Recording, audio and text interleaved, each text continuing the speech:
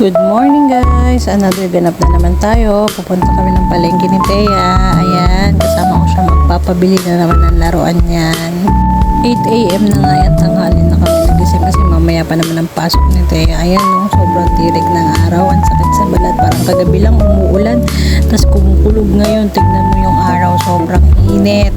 Grabe, kaya dapat laging water ng water. Huwag kakalimutan ng tubig, mahalaga. Ni Kuya Pido nga pala kami nakasakay niyan. Ayan, sobrang traffic ngayon. Dumaan muna kami sa sementeryo. Dadalawin ko lang ang aking mahal sa buhay. Ayan, kasama ko nga pala si Kuya Pido, si Thea. Pupunta kami kay tatay, kay kuya, kay nanay, tsaka kay ina. Ang lahat ng mahal namin sa buhay.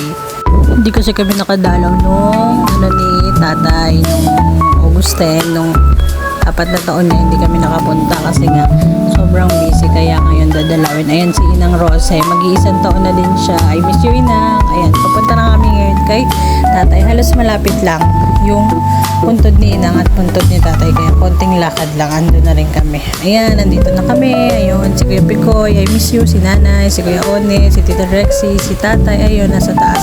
Sobrang kalat, Diyos ko. Pakalakas kasi ng ulan. Ayun, nakapagtulis na kami ng kandila. Sumaglit na kami dito at ngayon nga si Kuya Pido, ayan, pumunta kay tatay. Diyos ko, may bubuyog pa lumilipad. Ayan, sinindihan niya na yung kandila. Kung ano-ano sinasabi niya dyan. Mukhang kayo nakausap na naman si tatay. Ang dami na namang sinasabi. Nasa taas na eh, pinaproblema pa. Diyos ko, joke lang.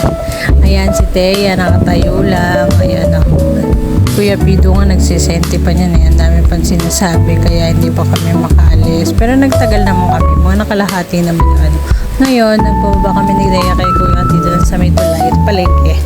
Napunta kami sa palengke at bibili ka nga kami ng paninda. Open na naman po tayo sa mga gustong umorder. Baka naman, umorder na kayo. Lagi akong open. Andito kami sa palengke. Bibili na kami ng mga paninda. Araw-araw ganito yung ganap namin. Ganito yung ganap ko sa umaga, pamimili. Ayan, papunta ako ngayon kay Kuya Jerry para bumili ng mga harina. Konting lakad lang si Thea, dami sinasabi, pagod na yan. Daming pinamibili, Diyos ko. Ayan, tapos na kami mamili. Pumunta muna kami dito sa may Resis. Sa kainan at nagugutom na. Ayan yung bata na kasi malmal na. Si Kuya kung ano-ano ba kami nagkwenta. Baka ni Thea, nihintay lang namin yung order namin. Umorder ako ng palabok. Si Kuya umorder ng Mami at si Thea lugaw. Ayan, nandito lang po yan sa Resis, malapit sa Central. Sa tamang cellphone ng bata. O, yung isa nagkwekwenta pa. Diyos ko, ano yung nagkwenta nitong kuya ko na to? Yan, habang walang ginagawa, tamang video lang. Ayan, dumating na rin ang aming order. Gutom na mi. Diyos ko, alas 9 na ata niya. Hindi pa ako nag-aalmusal. Ayan na, ito yung palabok ko. Sobrang sarap nito.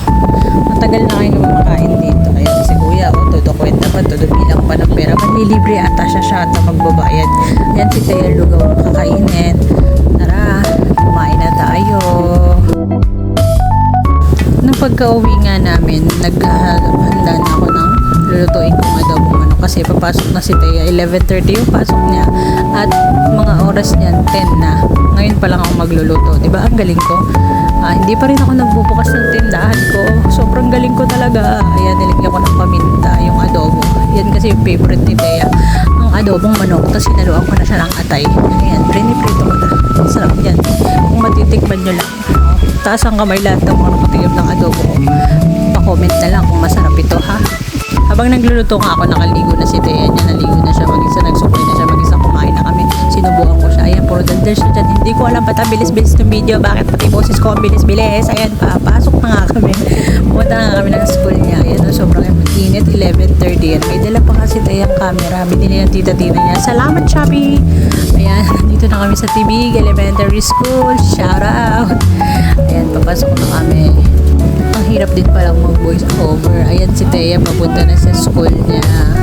Maaga kami, mga 11:10 kami nakarating dyan. At hindi pa labasan ng ibang ano niya. Kaya, yan, nandito kami sa room niya. Nakita niya si Heart. Hi, Heart! Ayan, ayan si Kilian, yung isang classmate niya. Pinapakita niya yung camera niya. Ayan, nagchisismisan pa sila dyan kasi kinuha na niya si Kilian. Tama ba? Kilian ba, Thea? Basta yung kaklase niya, pinakausap niya. Ayan, si Thea kasi parang si ano na yan eh, Mommy Bear. Siya kasi yung pinakamalakas sa mga klase niya. Ang naglalakad kasi. Tapos ayan na, naglalaro yung mga bata sa init. Ayan si Kadri. Hi Kadri! Shoutout sa'yo. Pinapakita din ni Teo yung ano. Ewan ko kung ano pinag-uusapan nila. Tignan mo, ang pogi talaga ni Kadri. Ayan o. Sabi ni Teo, bibidyohan daw niya ako, pipicturean niya ako. Hanggang dito na lang. Bye-bye!